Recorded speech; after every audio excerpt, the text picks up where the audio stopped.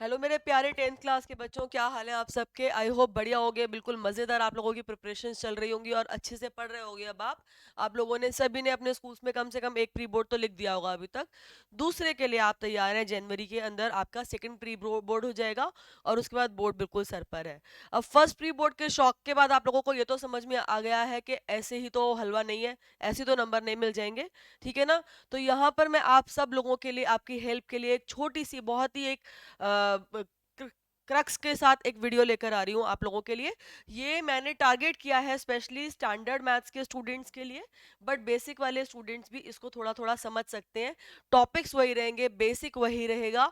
बस ये होगा कि बेसिक के लिए सिर्फ और सिर्फ एनसीईआरटी रिस्ट्रिक्टेड रहते हैं ज़्यादातर। बहुत कम क्वेश्चंस होते हैं जो बाहर से आते हैं, और स्टैंडर्ड में जो है क्वेश्चंस का लेवल थोड़ा हाई भी हो सकता है। तो स्टैंडर्ड के लिए हमारा जो पेपर कोड है वो है 041, और बेसिक के लिए अगर हम इस कोड की बात करें तो बेसिक के लिए कोड है 241। इस वीडियो में हम क्या कंप्लीट करने वाले हैं, क्या कवर करने वाले हैं? ब्लूप्रिंट एनालिसिस करने वाले हैं।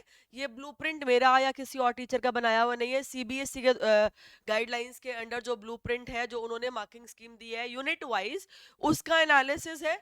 उसके बाद चैप्टर वाइज एक्सपेक्टेड टॉपिक्स क्या हैं, और उन टॉपिक में से किस तरीके के क्वेश्चन ज्यादातर कितने मार्क्स में देखे गए हैं।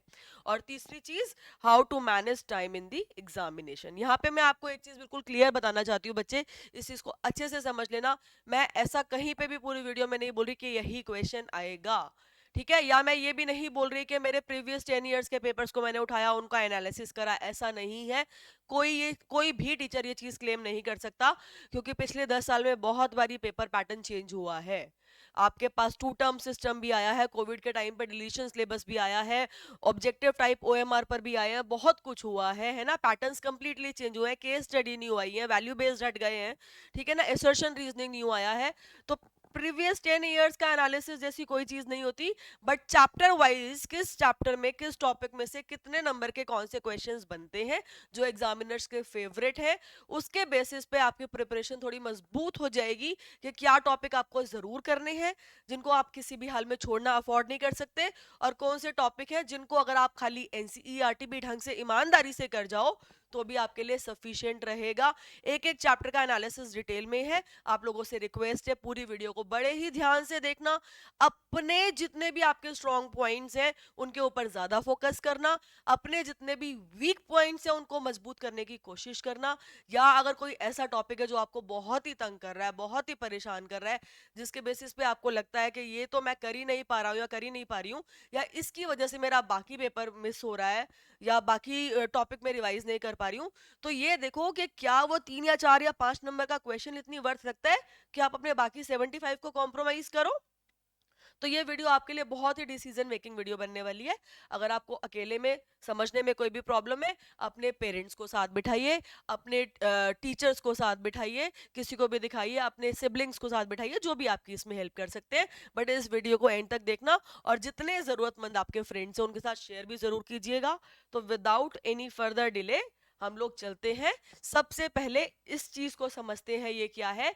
ये मेरा टाइप किया हुआ नहीं है, ये सीबीएसई के डॉक्यूमेंट का पार्ट है। सीबीएसई ने इस डॉक्यूमेंट को एज इट इज, डॉक्यूमेंट के अंदर जो सिलेबस डॉक्यूमेंट है उसके अंदर रिटर्न पार्ट की डिटेलिंग्स ये दी है। यहाँ पर आपको समझना है, सीबीएसई कहीं पे भी चैप्टर वाइज मार्किंग की क्लेम नहीं करती है, ना ही मैं ये क्लेम करने की हिम्मत रखती हूँ, है ना, कोई भी टीचर नहीं करेगा। सीबीएसई के अकॉर्डिंग यूनिट्स हैं हमारे पास 7, सातों यूनिट का मिलाकर 80 नंबर का पेपर होता है, ये सबको पता है। ये 7 यूनिट्स कौन सी हैं? नंबर सिस्टम, जिसके अंदर आपके कौन कौन से चैप्टर्स आएंगे अभी हम डिटेल्स में पढ़ेंगे। Then algebra, coordinate geometry, geometry, trigonometry, mensuration, stats and probability. इन सब की वेटेज यहाँ पर लिखी हुई है। मैं 1 सेकंड के लिए साइड हो रही हूँ, आपको स्क्रीनशॉट चाहिए फटाफट से ले लीजिए। आई होप आपने स्क्रीनशॉट ले लिया होगा। अब चलते हैं आगे फटाफट से। हाँ जी, अब मैंने यहाँ पर आपके लिए चैप्टर बताए हैं किस यूनिट में सीबीएसई ने कौन से चैप्टर्स रखे हैं और टोटल मार्क्स। तो नंबर सिस्टम में हमारे पास चैप्टर 1 है रियल नंबर्स, जो 6 नंबर का आता है। अगेन मैं बोल रही हूँ, ये 6 नंबर प्रिस्क्राइब्ड है सीबीएसई से। ये 6 के 5 भी हो सकते हैं, ये 6 के 7 भी हो सकते हैं, वो डिपेंड करेगा जब सीबीएसई ने पेपर बनाया होगा, तो कहीं एडजस्टमेंट थोड़ी बहुत 1 + -1 की हो जाती है। बट मोस्टली जो गिवन है उसके आसपास ही होता है। तो फर्स्ट यूनिट है नंबर सिस्टम, जिसमें चैप्टर सिर्फ एक आता है, रियल नंबर्स, जो 6 नंबर का है। एलजेब्रा हमारी सेकंड यूनिट है, भारी यूनिट है, 4 चैप्टर्स है, polynomials, pair of linear equations, quadratic equations and AP, चारों मिला के 20 नंबर के हैं। इसका मतलब ये बिल्कुल नहीं है चारों 5-5 नंबर के। 5 भी हो सकते हैं, 6-4 भी हो सकते हैं, 3-7 भी हो सकते हैं, डिपेंड करता है क्वेश्चन कैसे फॉर्म हो रहे हैं। उसके बाद थर्ड यूनिट है कोऑर्डिनेट ज्योमेट्री, इसके अंदर सिर्फ एक चैप्टर आता है, chapter number 7, that is coordinate geometry, जो 6 नंबर का आता है और इजी चैप्टर है। उसके बाद हमारे पास आता है ज्योमेट्री, ज्योमेट्री के अंदर 2 चैप्टर्स है, ट्रायंगल्स एंड सर्कल्स, दोनों मिलाकर हमारे पास 15 मार्क्स है। तो triangle 10, circles 5, triangle 9, circle 6, triangle 8, circle 7, कुछ भी हो सकता है, कोई भी कॉम्बिनेशन पॉसिबल है। उसके बाद ट्रिगो के अंदर हमारे पास 2 चैप्टर है, आईओटी एंड एओटी, दोनों चैप्टर्स मिलाकर 12 नंबर के हैं, which is a big number, है ना। तो इसको भी डिटेल्स में हम डिस्कस करेंगे, यहाँ पे क्या आता है क्या नहीं आता है। नेक्स्ट यूनिट है हमारी मेंसुरेशन, 10 नंबर की है, 2 चैप्टर्स है, area related to circle, surface area and volumes. Last unit है स्टैट्स एंड प्रोबेबिलिटी, फिर से 2 चैप्टर्स है, नाम ही बता रहा है stats and probability. Again side और यू स्क्रीनशॉट ले लीजिए, बहुत इंपॉर्टेंट है। हाँ जी, चलिए मूव करते हैं नेक्स्ट स्लाइड पर। अभी देखिए यहाँ पे ध्यान दीजिएगा, ये है question paper design, this is for standard, ये स्टैंडर्ड के लिए है। अब मैं आपको एक बार यहाँ पे, ये चीज आप लोगों ने कभी क्लास में नहीं देखी सुनी होगी, या कभी इस चीज पे ध्यान नहीं दिया होगा, या कहीं कभी आपके टीचर्स ने बताया भी होगा तो आप लोगों को याद नहीं होगी। ये पूरा का पूरा डॉक्यूमेंट अगर आप सर्च करेंगे सीबीएसई क्लास 10 2023-24 सिलेबस, आपको ये डॉक्यूमेंट वेबसाइट पे मिल जाएगा सीबीएसई की, वहां से भी देख सकते हैं। ये होता है टाइपोलॉजी ऑफ क्वेश्चंस, यानी किस टाइप के क्वेश्चंस बनेंगे। तो स्टैंडर्ड पेपर में 43 मार्क्स के क्वेश्चंस, 43 मार्क्स बोला है मैंने, जो कि परसेंटेज में बनते हैं 54%। ये क्वेश्चंस आपके रिमेंबरिंग एंड अंडरस्टैंडिंग बेस्ड होंगे, यानी आप कह सकते हैं डायरेक्ट क्वेश्चंस है, कॉन्सेप्चुअल क्वेश्चंस होंगे, डेफिनेशन बेस्ड क्वेश्चन होंगे, डायरेक्ट फॉर्मूला अप्लाई हो रहा होगा। यानी अगर आप बिल्कुल बेसिक बेसिक चीजें भी सारे अपने कॉन्सेप्ट पढ़कर जाते हैं, डेफिनेशंस क्लियर करते हैं, फॉर्मूले अप्लाई करना सीखते हैं, लॉजिक आपको क्वेश्चन का समझ में आ रहा है, आपको स्टार्ट करना आता है क्वेश्चन, तो आपके ऐसे क्वेश्चन 43 मार्क्स कवर करते हैं, which is a big number. Percentage में देखा जाए तो 54%। सिमिलरली एप्लीकेशन बेस्ड जो क्वेश्चंस है वो 19 नंबर के आएंगे, परसेंटेज में देखा जाए तो 24% एप्लीकेशन बेस्ड में आता है। जैसे सरफेस एरिया वॉल्यूम का क्वेश्चन हो गया, या फिर कोऑर्डिनेट ज्योमेट्री में डिस्टेंस से रिलेटेड कोई क्वेश्चन हो गया, या फिर एप्लीकेशन ऑफ ट्रिग्नोमेट्री का क्वेश्चन हो गया, या एरिया रिलेटेड टू सर्कल का क्वेश्चन हो गया। इन सारे क्वेश्चंस में एप्लीकेशन बेस्ड क्वेश्चंस बनते हैं, इनकी टोटल वेटेज रहेगी 19 नंबर, 19 मार्क्स, परसेंटेज में दैट इज 24%। आप लोगों ने ऐसे क्वेश्चन अभी तक बहुत प्रैक्टिस किए होंगे, तो देखा जाए तो आप बहुत मोटा मोटा देख रहे हो, डायरेक्ट आ रहा है ये knowledge understanding, and this is application based. बहुत हेवी वेटेज आपकी, लगभग 70 आपका 78% जो है पेपर इसी में कवर हो गया है। और उसके बाद लास्ट आता है analysis, evaluating and creating. In topics, in themes के ऊपर बेस्ड टाइपोलॉजी जो है हमारी 18 मार्क्स की आती है, जिनकी परसेंटेज है 22। इन क्वेश्चंस को आप बोलते हैं हॉट्स, और ये हॉट्स में भी सारे क्वेश्चन टफ नहीं होंगे बेटा, इनमें आपने बहुत सारे क्वेश्चंस कभी ना कभी पहले देखे हुए होंगे। यहाँ पर आपको एनालिसिस करना आना चाहिए। यहाँ पर जैसे सपोज कोई केस स्टडी दे दी है, यहाँ पे मैं आपसे बात करूँ कि मेरे पास एक हेमिस्फेरिकल बाउल है, उसके अंदर जितना भी मटेरियल है उसको मैं मेल्ट करके कन्वर्ट कर रही हूँ किसी, अब कन्वर्जन वाला तो आपके कोर्स में नहीं है, उसको प्लेस कर रही हूँ किसी सिलेंड्रिकल फॉर्म के ऊपर, एक नया वेसल बन गया, ठीक है, उसके बाद उससे रिलेटेड क्वेश्चंस पूछ रही हूँ। तो आपका यहाँ पर एप्लीकेशन नहीं है खाली, आप एनालिसिस भी कर रहे हो कि अगर मैं हेमिस्फेरिकल नीचे एंड लगा रही हूँ सपोज, तो जूस जूस के ग्लास में कितना जूस आएगा, या मैंने कोनिकल लगा दिया तो किस में आएगा, उसमें इन दोनों में से ज्यादा किस में आएगा। इस तरीके के क्वेश्चन जहाँ पर आप एनालिसिस कर रहे हो, इवेल्युएट कर रहे हो, क्रिएट कर रहे हो, ये सारे क्वेश्चन जो हैं आपके हायर ऑर्डर थिंकिंग स्किल्स में आते हैं, 18 मार्क्स के आएंगे। इनमें से मैं कहती हूँ कि मेरा मानना है कोई भी बंदा अगर अच्छा सा एक एग्जामिनर पेपर बना रहा होगा तो 18 के 18 मार्क्स का डिफिकल्ट पेपर नहीं बना देगा। आपका डिफिकल्ट पेपर होगा 5 6 7 8 नंबर का, इससे ज्यादा नहीं होगा, ठीक है ना। तो ये आपका टाइपोलॉजी ऑफ पेपर है। जस्ट इन अ ब्रीफ मैं बेसिक वालों के लिए भी थोड़ा सा डिस्कस कर लेती हूँ यहाँ पर। जो बच्चे बेसिक का पेपर लिखने वाले हैं, जो बेसिक एग्जाम देने वाले हैं, उनका रिमेंबरिंग एंड अंडरस्टैंडिंग का 60 नंबर का है। 80 में से 60 मार्क्स, 80 में से 60 मार्क्स आपके यही कवर हो गए, यानी 75% तो खाली डायरेक्ट पेपर है आपका, जहां पर आपने कोई भी कॉन्सेप्ट पढ़ा, आपने कोई भी फॉर्मूला पढ़ा, आपने कोई भी लॉजिक पढ़ा और उससे रिलेटेड डायरेक्ट क्वेश्चन आ गया। उसके बाद हमारे पास एप्लीकेशन बेस्ड 12 नंबर का क्वेश्चन है, क्वेश्चंस होंगे, और ये हॉट्स के सिर्फ 8 नंबर के होंगे। तो ये हमारा बेसिक वालों का टाइपोलॉजी एनालिसिस है। अब आगे चलते हैं हम लोग, इससे कहीं ज्यादा इंपॉर्टेंट हमारे पास अब यहां से वीडियो स्टार्ट हो रही है। चैप्टर 1 रियल नंबर्स, आपको पता है ये यूनिट 1 में आता है। यूनिट 1 में आता है तो इसके 6 मार्क्स थे टोटल, अगर आपको याद हो तो। अब देखिए इसके अंदर टॉपिक्स क्या क्या है एनसीईआरटी में। पहला टॉपिक है फंडामेंटल थ्योरम ऑफ अरिथमेटिक्स। आपको इसकी स्टेटमेंट याद होनी चाहिए, आपको इसकी स्टेटमेंट बहुत अच्छे से आनी चाहिए, इसका लॉजिक आपको क्लियर होना चाहिए, इसका मीनिंग क्या है, और इसके ऊपर बेस्ड आपके पास अगर क्वेश्चन आता है तो 1 मार्क में आएगा, यानी एमसीक्यू आएगा। बहुत ज्यादा हेवी क्वेश्चन बनता नहीं है, मैं स्टैंडर्ड के हिसाब से डिस्कस कर रही हूँ, ठीक है।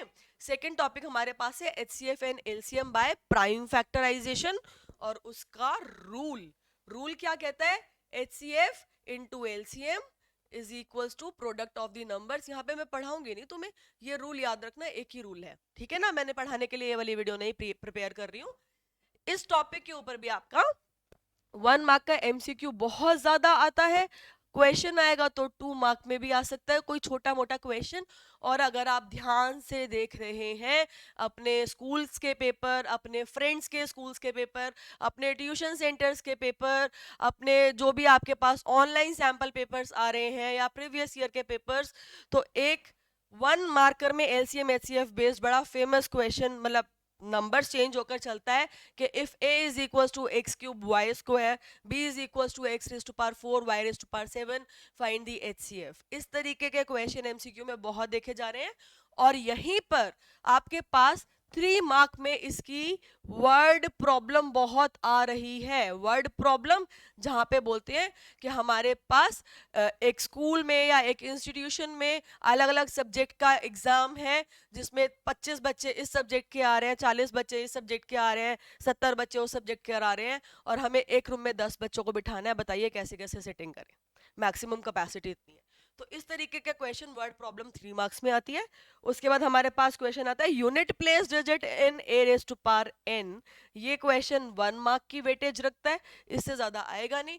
वर्ड प्रॉब्लम में डिस्कस कर चुकी हूँ एलसीएम एचसीएफ की, 3 मार्क्स में आएगी, ठीक है। अगर आया तो prove that square root of prime number is irrational, most favourite question. अगर इस तरीके का आया तो 3 मार्क्स में आएगा बेटा। और अगर ऐसा आया show that a plus b root p is irrational, जहां पे आपको गिवन है कि रूट पी इज इरेशनल, तो ऐसा क्वेश्चन आया तो 2 मार्क्स में आएगा। यूजुअली इन दोनों में से एक आ ही जाता है, ठीक है। तो ये आपके चैप्टर 1 के expected questions from all the topics with marks है। फटाफट से स्क्रीनशॉट लीजिए, मूव करते हैं नेक्स्ट चैप्टर पर। I will not delay much on any page. तो हमारा नेक्स्ट चैप्टर है पॉलिनोमियल्स। पॉलिनोमियल्स जो है ये हमारा यूनिट 2 में से है। यूनिट 2 हमारी जो टोटल है वो 20 मार्क्स की है। तो पॉलिनोमियल को कितने मिलते हैं? 4 मिलते हैं या 5 मिलते हैं या 6 मिलते हैं, हमें नहीं पता। टोटल इस यूनिट को 20 नंबर मिलेंगे सीबीएसई की तरफ से। तो अब यहाँ पर हमारे पास बेसिक कॉन्सेप्ट्स पॉलिनोमियल के जो हैं, बेसिक कॉन्सेप्ट, सारी डेफिनेशंस वगैरह। एक बात यहाँ पे मैं एक बारी छोटा सा आउट ऑफ द चैप्टर जा रही हूँ, एक छोटी सी चीज समझाना चाहती हूँ बेटा। टोटल 20 एमसीक्यूज हैं और टोटल चैप्टर्स कितने हमारे पास? 14 है ना। तो 14 चैप्टर्स हैं, 20 एमसीक्यूज हैं, तो हर चैप्टर से कम एक एमसीक्यू तो जरूर रहेगा। ये बात समझ में आती है? अब बचे 6 क्वेश्चंस, वो रिपीट होंगे, कुछ क्वेश्चंस, कुछ चैप्टर्स रिपीट होंगे एमसीक्यू के लिए, है ना। वो चैप्टर्स कौन कौन से हैं वो हम साथ साथ देखते रहेंगे। तो यहाँ पर बेसिक कॉन्सेप्ट में से आपका एमसीक्यू डेफिनेटली बन सकता है। एमसीक्यू आएगा, बेसिक कॉन्सेप्ट आपको सारे क्लियर होने चाहिए। उसके बाद यहाँ से geometrical meaning of polynomial of degree 1 2 and 3, ये आपको पता होना चाहिए कि डिग्री 1 है तो लीनियर होगा, 2 है तो यू शेप्ड होगा, अपवर्ड है डाउनवर्ड है, ये आपको ए के बेसिस पे पता होना चाहिए। अपवर्ड पैराबोला कब बनता है, डाउनवर्ड पैराबोला कब बनता है। फिर उसके बाद थर्ड डिग्री का जो होगा वो 3 टाइम्स कट करेगा, मैक्सिमम 3 टाइम्स करेगा। इस तरीके के क्वेश्चन आपके ज्यादातर 1 मार्क में आते हैं एमसीक्यू में, क्योंकि बेसिक कॉन्सेप्ट है सारा का सारा। इसके बाद हमारे पास इसी चैप्टर में जो अगला टॉपिक है वो है relation between zeros and coefficients. यहाँ पर अगर डायरेक्ट क्वेश्चन आता है, देखिए बुक में आपका कौन सा है, सिर्फ क्वाड्रेटिक है, सिर्फ क्वाड्रेटिक है। यहाँ पे मैं एक चीज आपको ध्यान आपका डाइवर्ट करना चाहती हूँ एक चीज पर, this is specifically for standard वाले स्टूडेंट्स। आपकी बुक में आपके सिलेबस में क्यूबिक नहीं लिखा हुआ है ना, सिर्फ क्वाड्रेटिक के बारे में है। लेकिन अगर आप एनसीईआरटी खोल के देखेंगे तो वहां पे क्यूबिक के बारे में थोड़ी सी इंफॉर्मेशन कंटेंट में लिखी हुई है और एक एग्जांपल भी है। और आप चैप्टर की समरी में देखेंगे तो वहां पे भी क्यूबिक के बारे में है। तो स्टैंडर्ड वाले बच्चे क्यूबिक को इग्नोर नहीं करेंगे, हालांकि उसके ऊपर एक स्टार बना हुआ है और लिखा हुआ है not for examination point of view, but फिर भी आप लोग इस टॉपिक को भी पढ़कर जाएंगे, इसको छोड़ेंगे नहीं। तो रिलेशनशिप वाला अगर डायरेक्ट क्वेश्चन आता है, find the zeros and verify the relationship, तो वो हमारे पास 2 मार्क्स में आएगा, इससे ज्यादा का ये नहीं आएगा। फॉर्मेशन ऑफ पॉलिनोमियल बहुत ही ज्यादा आसान है, बहुत ही कम चांस है, लेकिन आएंगे तो मैक्सिमम 1 या 2 मार्क्स में आएगा, इससे ज्यादा नहीं आएगा। स्पेशल क्वेश्चंस, ये बहुत इंपॉर्टेंट है, इस चीज को समझ लेना।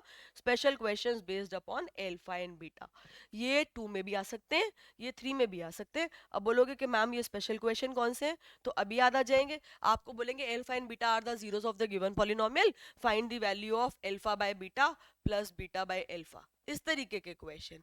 या फिर आपको बोल दिया find the value of alpha minus beta whole square, या फिर आपको बोल दिया find the value of one by alpha plus one by beta etcetera.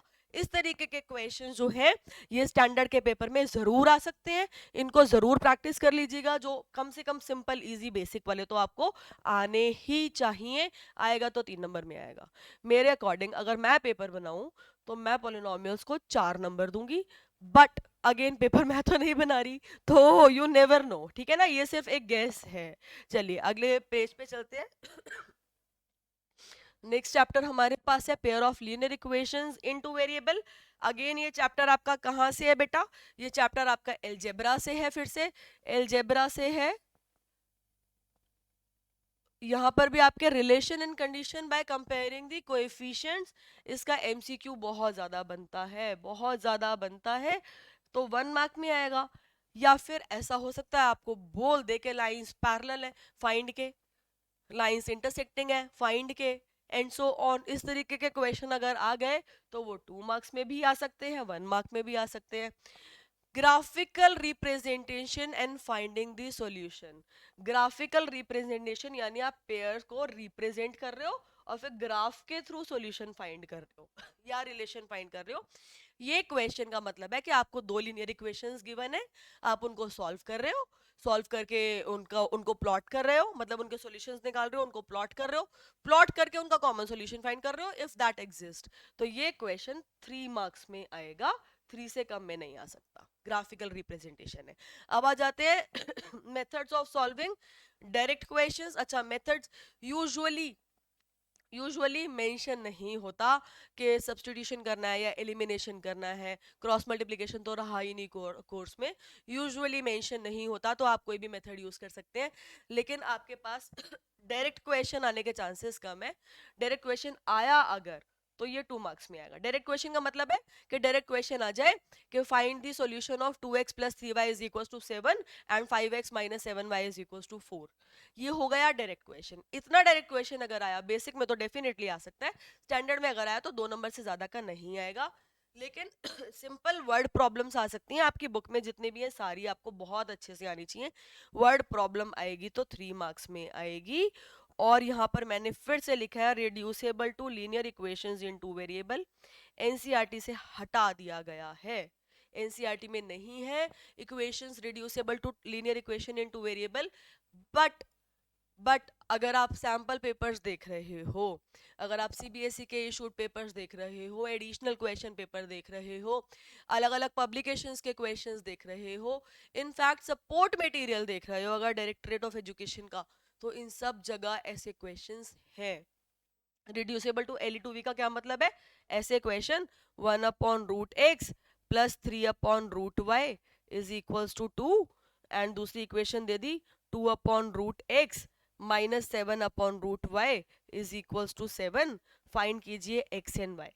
तो यहाँ पर डायरेक्टली लीनियर इक्वेशंस नहीं गिवन, ये रिड्यूस करनी पड़ती है। इनको कैसे करते हैं ये आपको आना चाहिए, नहीं आता तो पूछ लीजिएगा, आई विल एक्सप्लेन। ठीक है, मूव करते हैं नेक्स्ट चैप्टर पर। हाँ, इससे पहले बता दूं, अगर ऐसा क्वेश्चन आया तो ये क्वेश्चन भी आपका 3 से 5 मार्क्स में आएगा, इसलिए चांसेस कम है 3 में आ सकता है, लेकिन ठीक है ना, क्योंकि सैंपल पेपर्स में गिवन है तो वी आर प्लेइंग सेफ। यहाँ पे मैं बोलूंगी those who are targeting to achieve a very good result, वो ये जरूर करें। जिनको लगता है कि बस थोड़ा सा इतना समझ में आ जाए कि एक रिस्पेक्टेबल स्कोर आ जाए, वो इसको छोड़ भी सकते हैं, क्योंकि चांसेस तो कम है ना। चलिए आगे चलते हैं। हाँ जी, अगला चैप्टर हमारा है क्वाड्रेटिक इक्वेशंस। फिर से हमारा ये अलजेब्रा का ही टॉपिक है, अलजेब्रा का टॉपिक है। तो फिर से टोटल मिला के 4 चैप्टर हैं हमारे पास 20 मार्क्स के, तो 5-6 नंबर के आसपास का ये भी रहेगा। इसके अंदर हमारे पास टॉपिक्स क्या है क्वाड्रेटिक इक्वेशन में, basic information and middle term splitting, basic information, basic formation of quadratic and middle term splitting. अब देखिए मिडल टर्म स्प्लिटिंग के बारे में मैं यहाँ पे एक बात बोलना चाहती हूँ। मिडल टर्म स्प्लिटिंग आप क्लास 7 से सीख रहे हैं, 7 8 9 10 है ना। तो मिडल टर्म स्प्लिटिंग का डायरेक्ट क्वेश्चन स्टैंडर्ड में आने के चांसेस कम है। बेसिक में आ सकता है, स्टैंडर्ड में भी आ सकता है, मैं ये नहीं कह रही कि नहीं आएगा, लेकिन सोच के देखो, वो आपकी और बहुत सारी नॉलेज चेक कर सकता है, वो यही क्यों करेगा, है ना, एग्जामिनर जो भी है। तो बट आपको फिर भी आना तो चाहिए, मिडल टर्म स्प्लिटिंग आना तो चाहिए, तो ये कर लीजिएगा। 2 मार्क्स मैक्सिमम अगर मिडल टर्म स्प्लिटिंग बेस्ड कोई भी क्वेश्चन आपके पास आता है। Nature of roots, nature of roots में आपके पास 2 तरीके के क्वेश्चंस होते हैं। एक क्वाड्रेटिक इक्वेशन गिवन होगी, बोलेगा कि बताओ इसका नेचर क्या है, तो आप डी को चेक करोगे कि ग्रेटर देन 0 आ रहा है, कि डी इक्वल्स टू 0 आ रहा है, डी लेस देन 0 आ रहा है। ये आपका आता है नॉलेज एंड अंडरस्टैंडिंग वाली कैटेगरी का क्वेश्चन, डायरेक्ट क्वेश्चन है, सिंपल क्वेश्चन है। तो ये कितने में आएगा बेटा, ये आएगा 2 मार्क्स में। अगला क्वेश्चन आपका हो सकता है कि आपको नेचर बता रखा है कि रियल एंड इक्वल रूट्स है, रियल एंड अनइक्वल रूट्स है, नॉन रियल रूट्स हैं, कुछ भी बोला हुआ है, और आपको एक कहीं पे लिखा हुआ होगा के इक्वेशन के बीच में, और आपको उस के की वैल्यू फाइंड करनी है। ये भी डायरेक्ट क्वेश्चन है, डायरेक्टली कॉन्सेप्ट यूज कर रहे हो, 2 मार्क्स में आएगा। वर्ड प्रॉब्लम क्वाड्रेटिक की अगर आई तो 3 मार्क्स में आएंगी बेटा, पक्का, 3 मार्क्स से कम में नहीं आएंगी। अब यहाँ पे आपको ध्यान रखना है कि क्वाड्रेटिक की वर्ड प्रॉब्लम्स और लीनियर की वर्ड प्रॉब्लम्स सेम सेम सी दिखती हैं। तो आप कैसे डिफरेंशिएट करते हो, ये मुझे कमेंट बॉक्स में करके बताइएगा आप, कि आप कैसे आइडेंटिफाई करते हो जब पेपर सामने होता है, प्रेशर होता है दिमाग पे, कि आप कैसे पता लगा पाते हो कि ये क्वाड्रेटिक की वर्ड प्रॉब्लम है कि लीनियर की वर्ड प्रॉब्लम है। अगर आपको नहीं पता तो भी कमेंट बॉक्स में बताइएगा, आई विल टेल यू कि कैसे पता लगाएंगे। चलिए moving to the next chapter now, that is arithmetic progression। फिर से एलजेब्रा का पार्ट है, तो यहां तक आके मेरे 20 नंबर एलजेब्रा वाले भी कवर हो गए। ठीक है, अभी तक 20 नंबर ये और 6 नंबर फर्स्ट यूनिट के 26 नंबर हो गए। एलजेब्रा में से अर्थमेटिक प्रोग्रेशन की वेटेज पेपर में होने के चांसेस सबसे ज्यादा है, लिख लीजिए। 2 रीजन है। इससे पहले तीनों जो चैप्टर एलजेब्रा के थे उनका कुछ ना कुछ मोर और लेस आप लोगों ने जूनियर क्लासेस में पढ़ा हुआ है। क्वाड्रेटिक इक्वेशन में भी सिर्फ इक्वेशन बन गई, वरना क्वाड्रेटिक पॉलिनोमियल के बारे में आपको पता है ना। But arithmetic progression is something which is very much new for you in class 10, पहला रीजन। दूसरा रीजन, जो स्टैंडर्ड ले रहा है वो इसीलिए ले रहा होगा कि उसको 11 12th में मैथ्स पढ़नी है, that is the only reason, वरना बेसिक ले लेते। 11 12th में मैथ्स पढ़नी है तो वहां पर आएगा आपके पास एपी जीपी सीक्वेंस सीरीज, वहां पे सारे ये कॉन्सेप्ट यूज होने वाले हैं। तो यहाँ पे ये टेस्टिंग बहुत जरूरी है, that makes AP an important chapter for examination point of view. But यहाँ पे मैं आपको फिर से एक बात बोलना चाहती हूँ, कहने को 2 ही कॉन्सेप्ट है, nth टर्म और सम ऑफ n टर्म्स, बट अगर आप क्वेश्चन उठा के देखोगे तो एनसीईआरटी का भी हर एक क्वेश्चन अलग तरीके से सॉल्व होता है। तो यहाँ पे मैं आपको ये बोलना चाहती हूँ, बेसिक्स बहुत स्ट्रॉन्ग कर लो, इस चैप्टर के बेसिक्स बहुत स्ट्रॉन्ग कर लो, एनसीईआरटी के क्वेश्चंस कर लो। वो बच्चे जिनको सिर्फ एक रिस्पेक्टेबल स्कोर चाहिए वो इतना कर लो, इतने में से आ गया काफी है। एडवांस कुछ आ गया जो कभी आपने देखा ही नहीं है, कुछ डिफिकल्ट लेवल आ गया, कहीं कैलकुलेशन में अटक गए, कहीं पे क्वेश्चन नहीं समझ में आया। वैसे ऐसा होगा नहीं कि क्वेश्चन समझ में ना आए, है ना। तो आप आधा एक नंबर कुछ लूज कर सकते हो, है ना। तो उस चीज के लिए आप कितने का आएगा, 6 नंबर 7 नंबर का, 6 नंबर का चैप्टर आएगा, उसके लिए बाकी 74 के साथ तो आप रिस्क नहीं ले सकते ना, ये चीज समझनी है। तो वो 6 नंबर में कुछ तो कर लोगे, एमसीक्यू तो कर लोगे, 2 मार्क वाला तो कर लोगे, डायरेक्ट क्वेश्चन आया वो तो कर लोगे, एनसीईआरटी का आया वो तो कर लोगे ना। तो एनसीईआरटी का कोई भी क्वेश्चन, कोई भी एग्जाम्पल इस चैप्टर का ऐसा ना हो जो आपको पेपर से पहले ना आता हो, हर एक चीज आनी चाहिए। दूसरी एक चीज यहाँ पे इस चैप्टर में से बहुत अच्छी केस स्टडी बनती है, बहुत प्यारी केस स्टडीज बनती हैं, ये चीज आपको समझने की बहुत जरूरत है बेटा, कि इस चैप्टर में से केस स्टडीज बहुत अच्छी बनती हैं। और अगर केस स्टडी आ गई तो बल्ले बल्ले है, आप बहुत लकी हो, केस स्टडी आ गई तो आपको केस स्टडी पढ़ के समझ में आ जाएगा बड़े आराम से कि क्या करना है क्या नहीं करना है। और डायरेक्ट क्वेश्चन कोई खतरनाक वाला आ गया तो मुश्किल होगा। एक एमसीक्यू तो पक्का ही है, 2 एमसीक्यूज भी आ सकते हैं यहाँ पे, 2 एमसीक्यूज के भी चांसेस हैं। nth टर्म के कॉन्सेप्ट डायरेक्ट क्वेश्चन आते हैं तो ज्यादातर 2 नंबर के आते हैं, थोड़ा एडवांस होता है तो 3 नंबर तक का भी आ सकता है। सम ऑफ एन टर्म्स का क्वेश्चन यूजुअली 3 मार्क्स में आते हैं क्योंकि यहाँ पे क्वाड्रेटिक बन जाती हैं, तो यहाँ पे आपकी क्वाड्रेटिक की टेस्टिंग भी हो रही है साथ में, है ना। तो क्वाड्रेटिक को कम करके एपी को ज्यादा किसी को करना है तो वो आपको एसएन दे देगा। और केस स्टडी तो आपको पता ही है 4 मार्क्स में होती है, 5 नंबर का डायरेक्ट क्वेश्चन यूजुअली इस चैप्टर से नहीं बनता।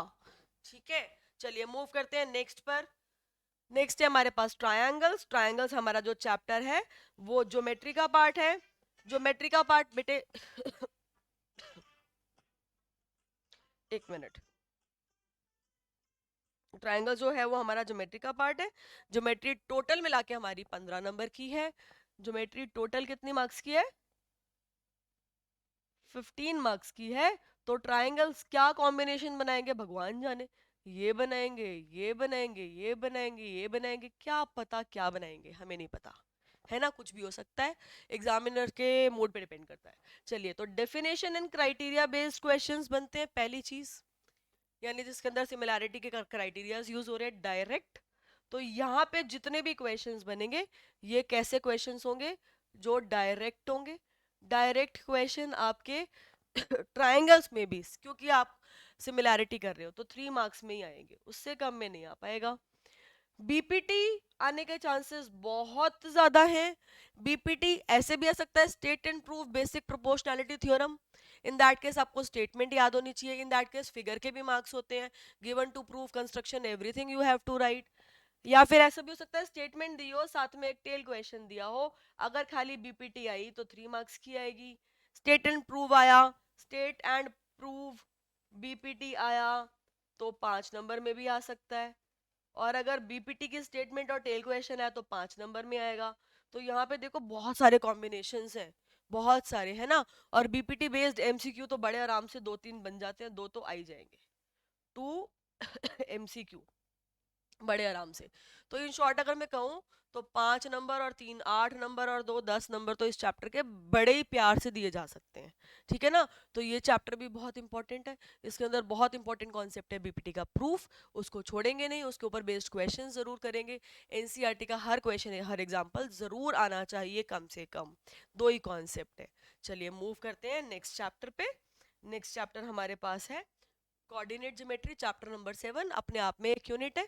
और इस यूनिट की मार्क्स शायद 6 नंबर थे, हाँ 6 मार्क्स का था ये कोऑर्डिनेट ज्योमेट्री यूनिट जो है, 6 मार्क्स का है। अगेन यहाँ पर हमारे पास फॉर्मूले तो 2 ही हैं, कॉन्सेप्ट 2 ही है, distance formula and section formula. जहां जहां डायरेक्ट लिखा हुआ है, डायरेक्ट क्वेश्चन होंगे अगर, तो 2 मार्क में आएगा, यहाँ पे भी 2 मार्क में आएगा अगर डायरेक्ट क्वेश्चन आया तो। इससे ज्यादा क्या ही देंगे वो आपको, बोलेंगे ए पॉइंट है बी पॉइंट है, दोनों के बीच का डिस्टेंस निकालो, 2 नंबर से ज्यादा में क्या देंगे इसको, है ना।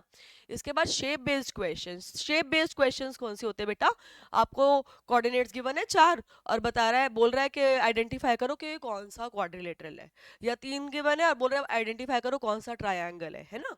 तो ये हो गए शेप बेस्ड क्वेश्चन। यहाँ पर आप देख लीजिएगा उस टाइम पर आपको क्या यूज करना आसान लग रहा है, डिस्टेंस फार्मूला या सेक्शन फार्मूला या mid point formula. Section formula का ये एक सब पार्ट होता है ना, mid point formula, mid point formula, याद नहीं है तो पूछ लेना। ठीक है। चलिए, कोलिनियर के ऊपर हमारा कॉन्सेप्ट आ सकता है। कोलिनियर के ऊपर हमारा एक थर्ड टॉपिक था जो डिलीट हो चुका है। तो अभी कोलिनियर के लिए अगर मेरे पास डिस्टेंस फॉर्मूला को यूज करके कोलिनियरिटी चेक करनी है तो कैसे चेक करते हैं, ये आ सकता है। ये आया तो 2 मार्क्स में आएगा। कोऑर्डिनेट निकालने हो किसी पॉइंट के, आपको गिवन है, डिस्टेंस गिवन है और कोऑर्डिनेट निकालना है, एक्स कोऑर्डिनेट या वाई कोऑर्डिनेट निकालना है, तो ये क्वेश्चन आएगा। अगर ये भी डायरेक्ट क्वेश्चन ये देखा जाए तो 2 मार्क्स में आएगा। इक्वी डिस्टेंट का कॉन्सेप्ट यूज करके भी क्वेश्चन आ सकता है, जैसे कि एक पॉइंट है x,3 which is equi distant from point A, coordinates given है, इक्वी एंड बी, उसके भी कोऑर्डिनेट्स गिवन है, तो ये क्वेश्चन भी 2 मार्क्स में ही बनता है ज्यादातर, ठीक है। बट फाइंड द रेशो वाले क्वेश्चन 2 मार्क्स या 3 मार्क्स में भी दे सकता है, डिपेंड करेगा कोऑर्डिनेट्स कैसे गिवन है। शेप बेस्ड क्वेश्चन आपके पास सेक्शन फॉर्मूला में भी आते हैं, ये भी 2 मार्क्स में ही आते हैं।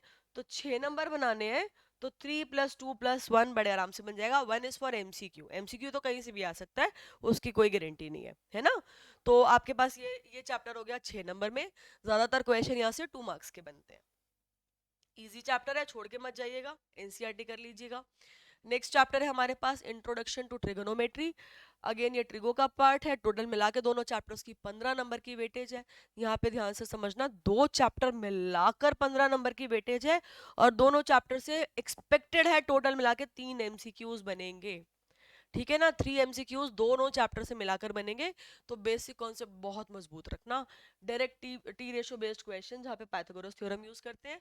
For example sin theta is equals to 3/5, find the other T ratios, इस तरीके का क्वेश्चन। या tan of a minus b is equals to 1/√3, tan of a plus b is equals to √3, find the value of a and b। NCERT question है। tan की जगह cot दे दिया, cosec दे दिया, sec दे दिया, कुछ भी दे दिया। इस तरीके के क्वेश्चन, डायरेक्ट क्वेश्चन जो है, मैक्स टू मैक्स 2 नंबर। और हाँ, एमसीक्यू तो इसका बड़े ही प्यार से बनेगा, ठीक है। अगला है टेबल बेस्ड क्वेश्चन, आएगा ही आएगा। मैंने जितने सैंपल पेपर्स खोल के देखे उनमें सब में एक टेबल बेस्ड क्वेश्चन 2 मार्क्स का दिखा ही है मुझे। जितने भी देखे हैं, जितने भी बुक्स में देखे हैं, 2 मार्क्स का एक टेबल बेस्ड क्वेश्चन जहां पर आपको टेबल से वैल्यूज डायरेक्टली डालनी है, जरूर आ रहा है। आइडेंटिटी बेस्ड क्वेश्चन जरूर आ रहा है 3 मार्क्स का, ठीक है। इतना तो आ ही रहा है।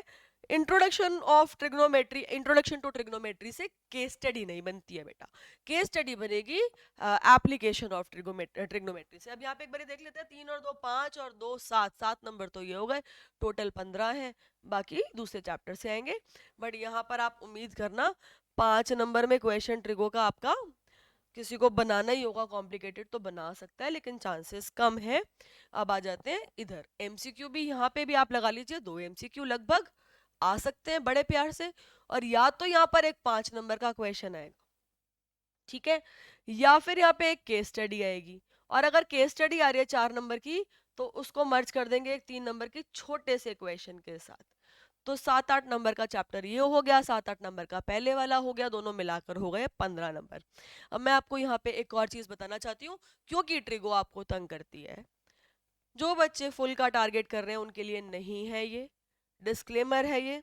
वो सब कुछ करेंगे, वो कुछ भी नहीं छोड़ेंगे। जो बच्चों को लगता है कि यार आइडेंटिटीज वाले क्वेश्चंस होते ही नहीं है, बड़ी प्रॉब्लम होती है, नहीं कर पाते हैं हम, तो मेरे बच्चों ध्यान से देखिए जरा प्रीवियस स्लाइड। कितने का आएगा मैक्सिमम? 3 मार्क्स का ही तो आएगा ना, स्टार्ट तो कर दोगे, है ना। तो आप बेटा 80 में से 60 ले आओ, इट्स ओके। नंबर सब कुछ नहीं होते, अपने आप को स्ट्रेस नहीं देना, ठीक है ना।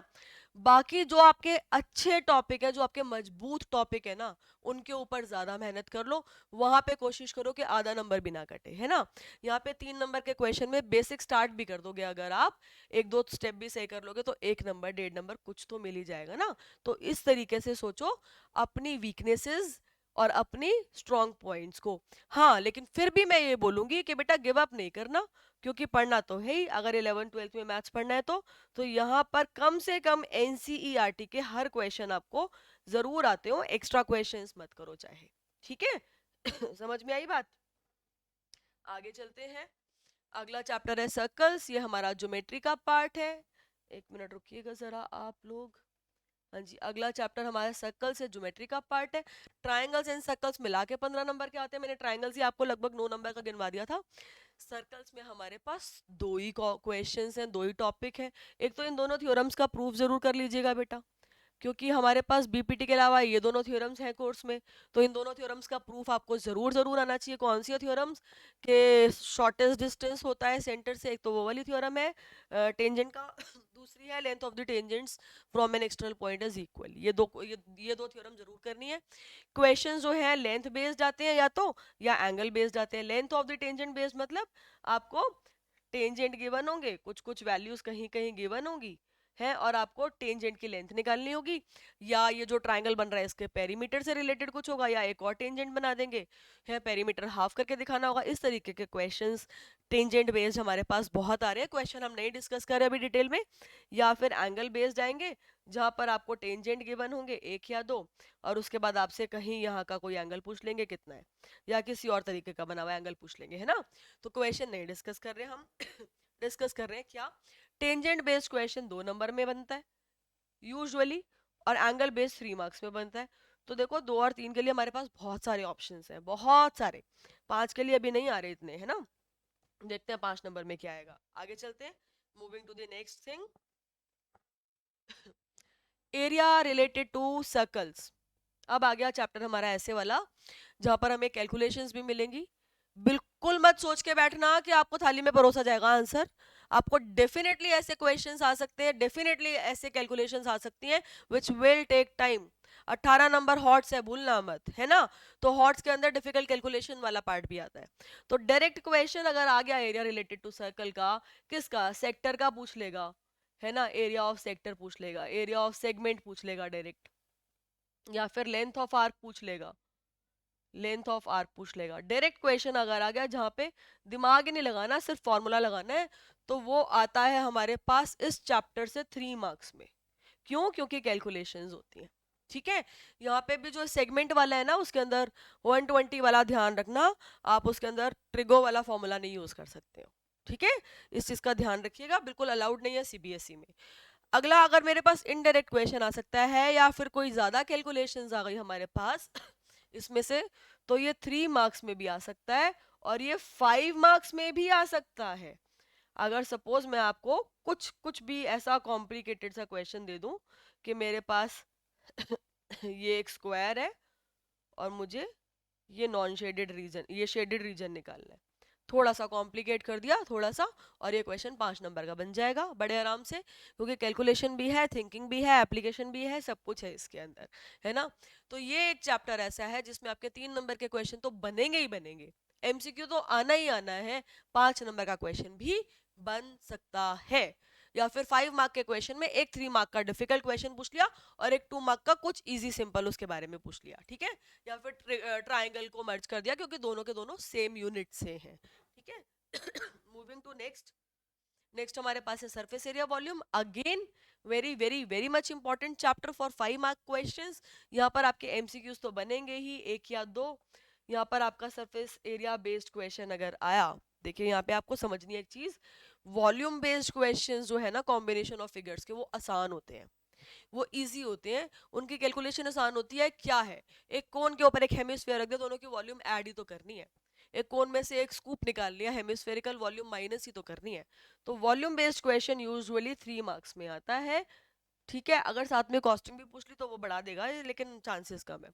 बट अगर सरफेस एरिया पूछ लिया कि एक क्यूबॉइड है, उसके ऊपर एक हेमिस्फेरिकल डोम रखी हुई है ऊपर से, बताओ नए सॉलिड का सरफेस एरिया कितना होगा। अब उसको पॉलिश भी कर रहे हैं, तो बताओ कॉस्ट ऑफ पेंटिंग कितनी होगी। तो ये क्वेश्चन पक्का पक्का 5 नंबर में है, और इस चैप्टर में से 5 नंबर में से एक क्वेश्चन आ ही जाता है। तो इस चैप्टर में सरफेस एरिया रिलेटेड जितने भी क्वेश्चन है, surface area of the figure obtained, जो कि फर्स्ट एक्सरसाइज है, वो क्वेश्चंस आपको 5 नंबर में देखने को मिल जाएंगे। एग्जाम्पल्स भी नहीं छोड़ने, एग्जाम्पल्स भी जरूर करने हैं, एमसीक्यू भी एक या दो बन जाएंगे बड़े ही प्यार से। अगला चैप्टर है स्टैटिस्टिक्स, अगला 5 नंबर का क्वेश्चन यहां से आ रहा है। इतना सब कुछ है इस चैप्टर में, जो जितनी भी चीजें लिखी हुई दिखाई दे रही है ना आपको बोर्ड पे, ये सब 5 नंबर में आती हैं। बस इंपेरिकल फॉर्मूला यूजुअली 1 मार्क में आता है एमसीक्यू में, एम्पेरिकल फॉर्मूला क्या होता है पता होना चाहिए आपको, ठीक है। तो यहाँ पे mean, median, mode, method mean के 3 हैं, आपको तीनों मेथड्स के बारे में पता होना चाहिए। अगर किस्मत खराब रही तो वो बोल देंगे कि ये वाला मेथड करना है, फिर आपने कोई और मेथड कर दिया तो मार्क्स नहीं मिलेंगे, है ना। किस्मत अच्छी रही तो मेथड नहीं बताएंगे। तो मीन, मीडियन, मोड तीनों के फॉर्मूले बहुत अच्छे से आने चाहिए। तीनों में से कोई भी क्वेश्चन आएगा, अगर थोड़ी सी भी कैलकुलेशंस बढ़ेंगी तो 5 नंबर में बड़े प्यार से बन जाएगा। कभी कभी एक एक क्वेश्चन में मीन एंड मोड दोनों पूछ लेते हैं, या मीन पूछ लिया, मोड गिवन है और फिर वो बोलते हैं मीन एंड मीडियन निकालिए, तो in that case we will find that using empirical formula, ठीक है। कभी कभी ऐसा होता है कि कहीं पे कुछ मिसिंग फ्रीक्वेंसी होती है, मीन, मीडियन या मोड में से कुछ गिवन होता है और आपको वो मिसिंग फ्रीक्वेंसी फाइंड करनी होती है, तो वहां पर वो वाले क्वेश्चन भी 5 नंबर में बनते हैं। More than, less than type, most favourite question examiner के, याद रखिएगा यहाँ पे फ्रीक्वेंसी गिवन नहीं होती, क्यूमुलेटिव फ्रीक्वेंसी गिवन होती है, आपको टेबल क्रिएट करनी पड़ेगी। टेबल क्रिएट करने के भी मार्क्स है, 1.5 से 2 नंबर तो टेबल तक पहुंचने के मिल जाएंगे, और टेबल गलत हो गई तो आगे सब कुछ ही गलत है। तो 5 नंबर का क्वेश्चन स्टार्ट में से 100% आएगा। एमसीक्यू 1 या 2 आएंगे, कोई और छोटा क्वेश्चन बनाना होगा, कोई नहीं और सेटिंग हो रही होगी तो वो डाल सकते हैं, अदरवाइज नहीं है चांसेस, क्योंकि बहुत सारे ऑप्शंस हैं और, है ना। बट 5 नंबर का क्वेश्चन स्टार्ट से पक्का आएगा। अगला चैप्टर है हमारे पास, लास्ट चैप्टर, प्रोबेबिलिटी। प्रोबेबिलिटी में आपको सबको अच्छे से पता है, टोटल मिला के दोनों चैप्टर हमारे 10 या 11 नंबर के थे, ठीक है ना। तो यहाँ से भी आपके पास 4-5 नंबर का क्वेश्चन बनेगा, या तो 5 नंबर का क्वेश्चन दे देगा, 5 चीजें पूछ लेगा, है ना, या 3 नंबर का क्वेश्चन दे देगा एक और उसके बाद एमसीक्यू बढ़ा देगा, ठीक है, या कोई केस स्टडी दे देगा 4 नंबर की और एक 2 नंबर का क्वेश्चन दे देगा, साथ में एक आधा एमसीक्यू दे देगा। तो यहाँ पे भी आपके पास बहुत ऑप्शन है, 2 मार्क का भी दे सकते हैं, बहुत सारे ऑप्शन है ना। बट आपको क्या ध्यान रखना है यहाँ पे, ऑप्शंस की जगह क्या ध्यान रखना है, कॉन्सेप्ट कौन कौन से हैं। 2 कॉइंस सैंपल स्पेस बनाना आना चाहिए, 3 कॉइंस सैंपल स्पेस बनाना आना चाहिए, कार्ड्स की थ्योरी पूरी अच्छे से क्लियर होनी चाहिए, नहीं है तो पूछ लीजिए, 2 डाइस इकट्ठे रोल करेंगे तो क्या सैंपल स्पेस बनेगा ये पता होना चाहिए। जनरल का मतलब है, जनरल क्वेश्चन के एक बास्केट है जिसके अंदर इस कलर की बॉल्स हैं, बिना देखे एक बॉल निकाली, उसका कलर ये निकला, प्रोबेबिलिटी बताओ। उसको रिप्लेस नहीं किया, उसको रिमूव कर दिया, अब दोबारा निकाली, अब बताओ प्रोबेबिलिटी। इस तरीके के क्वेश्चन है ना, केस स्टडी बनता है, ठीक है। एरिया रिलेटेड क्वेश्चन, कि मेरे पास एक रेक्टेंगुलर गार्डन है, यहाँ पर एक सर्कल है, मैं बॉल थ्रो कर रही हूँ, अगर सर्कल में आई तो मैं जीती, सर्कल में नहीं आई तो मैं नहीं जीती, तो बताओ मेरे जीतने की प्रोबेबिलिटी क्या है। ऐसा क्वेश्चन एनसीईआरटी में आपके पास है। तो ये हमारे पास ऐसे क्वेश्चन भी आ सकते हैं, ये एप्लीकेशन बेस्ड के अंदर काउंट होंगे अगर आपको समझ है इस चीज की। तो यहाँ पर हमारे पास टॉपिक क्लियर होने चाहिए आपको, प्रोबेबिलिटी में क्या क्या है। यहाँ तक हमारे सारे चैप्टर्स का एनालिसिस खत्म होता है। अब एक बारी डिस्कस कर लेते हैं ये बहुत इंपॉर्टेंट चीज, कि how to manage time in examination. Let me tell you very clearly, अगर आप सोच रहे हो कि मैं एग्जाम वाले दिन ही टाइम मैनेज कर लूंगा, तो आप नहीं कर पाओगे, कोई नहीं कर सकता, सीधी सी बात है। This is something that you need to practise every day. और अब तो टाइम बहुत कम रह गया है, आप लोगों ने प्री बोर्ड्स 1 दे दिए होंगे, किसी भी स्कूल में हो आप, आपके हो सकता है 2 प्री बोर्ड्स भी हो चुके हो किसी किसी स्कूल में, तो आप लोग प्री बोर्ड्स दे चुके हैं ऑलरेडी, आपने देख लिया होगा कि एंड मोमेंट तक आप लिख रहे होते हैं, आपको टाइम शॉर्ट पड़ता है। तो यहाँ पे एक सिंपल सी कैलकुलेशन बता रही हूँ, उसको फॉलो कीजिए। उसको फॉलो करेंगे अगर आप एवरी डे, चाहे आप आधे घंटे के लिए पढ़ो, चाहे आप 1 घंटे के लिए पढ़ो, चाहे आप 15 मिनट के लिए पढ़ो, बस उस चीज को दिमाग में ध्यान रखकर आप पढ़ेंगे ना अगर, अब आपको हर चैप्टर का ये भी पता है कौन सा क्वेश्चन कितने मार्क्स में आएगा, तो आपका पेपर टाइम से पहले खत्म हो जाएगा और रिवीजन के लिए आपको भरपूर टाइम मिल जाएगा फॉर श्योर, ठीक है ना। तो देखो मैं क्या कह रही हूँ, आपका पेपर होता कितना है, 3 आवर्स का। 3 आवर्स का क्या मतलब हुआ, 60 × 3 यानी 180 मिनट्स। और आपके मार्क्स कितने हैं, मैक्सिमम मार्क्स कितने हैं पेपर के, 80 मार्क्स। सीधी सी बात है, सिंपल चीज है ना। मैं ये कह रही हूँ, ये 180 मिनट्स में आप 20 मिनट्स तो डायरेक्टली हटा दो। आप कहोगे क्यों हटा दे मैम, इसलिए हटा दो बेटा, क्योंकि वही 20 मिनट होंगे जब आप हॉर्ट्स के बारे में भी सोचोगे, वही 20 मिनट्स होंगे जब आप जो आपका इन्विजिलेटर है उसकी बातें भी सुन रहे होगे, वही 20 मिनट होंगे जब आपको वॉशरूम भी जाना होगा, वही 20 मिनट होंगे जब आपके हाथ पैर भी कांप रहे होंगे, आप अपने आप को कूल डाउन भी कर रहे होगे, है ना। क्योंकि घर में बैठ के पढ़ना और एग्जाम हॉल में बैठ के पढ़ना 2 अलग अलग चीजें होती हैं, वहां पे बैठ के पेपर लिखना अलग चीज होती है। वो 20 मिनट्स आपको चाहिए अपने अपने आप को शांत करने के लिए और एक्स्ट्रा चीजें सोचने के लिए, ठीक है ना। उसी टाइम पर आपको जितनी भी, सपोज बाय चांस ऐसा होता नहीं है, सीबीएसई में इनफ शीट्स होती हैं, बाय चांस आपको एक्स्ट्रा शीट लेनी पड़ गई किसी भी रीजन से, है ना, या आप वॉशरूम गए, आपको वहाँ पे 5 मिनट एक्स्ट्रा लग गए किसी भी रीजन से, तो वो टाइम कहाँ से बचाओगे? तो मैंने उसके लिए सेफर साइड के लिए 20 मिनट हटा दिए, बचे 160 मिनट। मार्क्स कितने? 80। सिंपल कैलकुलेशन है, इतने मिनट है। पर क्वेश्चन कितना टाइम मिला? 2 मिनट्स। पर क्वेश्चन कितना टाइम मिला? 2 मिनट्स। ये ध्यान रखना है आपको। लेकिन अब यहाँ पे देखो, अगर आप 2 मिनट्स की बात कर रहे हो तो 5 नंबर वाला क्वेश्चन 10 मिनट में होता है क्या? ईमानदारी से बताना, नहीं होता। करके देखना, नहीं हो पाएगा आपका। अगर आप 10 मार्क्स 5 मार्क्स वाले क्वेश्चन को टाइमर लगा के 10 मिनट में करोगे ना, आप एक बारी में तभी 10 मिनट में कर पाओगे अगर आपने वो क्वेश्चन पहले 4-5 बारी करा होगा तो। अगर नहीं करा 4-5 बारी, आपको ढंग से नहीं आता, या आपको कहीं सोचना पड़ गया, या वैल्यूज चेंज हो गई, कैलकुलेशंस करनी पड़ गई, या आप कहीं अटक गए, है ना, या पैनिक कर गए, तो आप 10 मिनट में कर ही नहीं सकते, है ना। तो वहां पे वो टाइम कैसे ले, हम कैसे उसको 12 या 13 मिनट कहाँ से लेकर आए? तो यहाँ पे मैं बोल रही हूँ, जो आपका सेक्शन ए है, सेक्शन ए में आपके पास 20 MCQs होते हैं ना बेटा, ये 20 MCQs आपके 20 मिनट्स में कंप्लीट होने चाहिए टाइमर के साथ। तो आज के बाद जब भी प्रैक्टिस करेंगे एमसीक्यू की, अगर 40 कर रहे हैं ना एमसीक्यूज, तो 40 मिनट में उठ जाना। 10 कर रहे हो तो 10 मिनट में उठ जाना। 5 मिनट के लिए बैठ रहे हो तो 5 MCQs होने चाहिए आपके। ये टाइमिंग्स आपकी होनी चाहिए, है ना। एमसीक्यू आपका 1 मिनट में एक होना चाहिए। और ये हो सकता है क्योंकि कुछ एमसीक्यूज तो ऐसे होते हैं जिनके आंसर आपको देखते ही पता होते हैं, जो 7-8 सेकंड में आप कर लेते हो। अब तो ओएमआर भी नहीं फिल करनी, सीबीएसई ने छोड़ दिया है ओएमआर का सिस्टम, है। लेकिन कुछ एमसीक्यू ऐसे होंगे जिनमें 1.5-2 मिनट लगेगा, तो जो पहले वाले में कम लगा वो यहाँ पे एडजस्ट करो। टोटल 20 MCQ 20 मिनट में होने चाहिए। ये ऐसी आपकी प्रैक्टिस होनी चाहिए। अगर नहीं है तो करो, आज से ही शुरू करो, ठीक है ना। अब आ जाते हैं सेक्शन बी पर। सेक्शन बी में हमारे 2 मार्क वाले क्वेश्चन होते हैं। कितने होते हैं? 5 होते हैं। टोटल हो गए 10। 10 मार्क्स हो गए। 10 मार्क्स के क्वेश्चंस करने के लिए आपको मैक्सिमम 20 मिनट्स लगने चाहिए। यानी आप सेक्शन बी जब भी उठाओ किसी भी सैंपल पेपर का, 20 मिनट में एक सैंपल पेपर का सेक्शन बी होना चाहिए। ऐसा करो, ऐसा करो, एक दिन में आप इकट्ठे सिर्फ सेक्शन बी कर डालो सारे पेपर्स का, जितने भी आपके पास पेपर है 4-5 के हैं, और ये सोच के चलो कि एक पेपर का सेक्शन बी 20 मिनट में करना है। तो मेरे को 2 करने हैं तो 40 मिनट, 3 कर रहे हैं तो 60 मिनट, एंड सो ऑन, ठीक है ना। उसके बाद आ जाते हैं सेक्शन सी। सेक्शन सी जो है हमारा, ये 3 मार्क वाले क्वेश्चन होते हैं। यहाँ से आपके डिफिकल्ट क्वेश्चन आने शुरू होते हैं। 3 नंबर वाले 6 क्वेश्चन होते हैं, शायद 20, हाँ 6 क्वेश्चन होते हैं। तो ये हो गया 18 मार्क्स। अब 18 मार्क्स हो गए तो 36 मिनट्स में होने चाहिए। लेकिन शर्त लगा लो, आप 36 मिनट्स में कर नहीं पाओगे, होगा नहीं खत्म, है ना। ये प्रैक्टिस करोगे तो होगा। तो यहाँ पे मैं आपको थोड़ा सा ग्रेस दे दूं अगर, तो ये मैक्सिमम आपके 6 क्वेश्चन 40 मिनट में कंप्लीट करने की प्रैक्टिस डालोगे तो जाके कुछ होगा बेटा, ठीक है।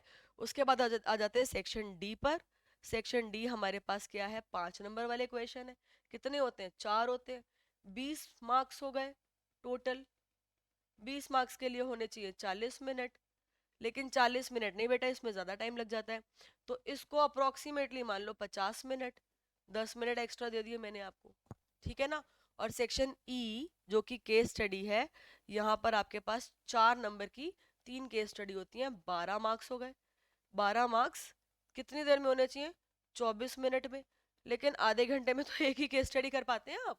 तो इस चीज का आपको ध्यान रखना है कि अगर आप ये पैटर्न बना के चलेंगे तो भी, अगर इतना भी मैं 24 को 30 भी कर दूं राउंड ऑफ करके, अगर मैंने आपको हर जगह थोड़ा थोड़ा एक्स्ट्रा टाइम दे दिया, तो 50 और 3 80 मिनट, 80 और 4 120 मिनट, 120 और 2 140 मिनट, और 2 160 मिनट, एग्जैक्टली 160 मिनट्स आ गए बेटा।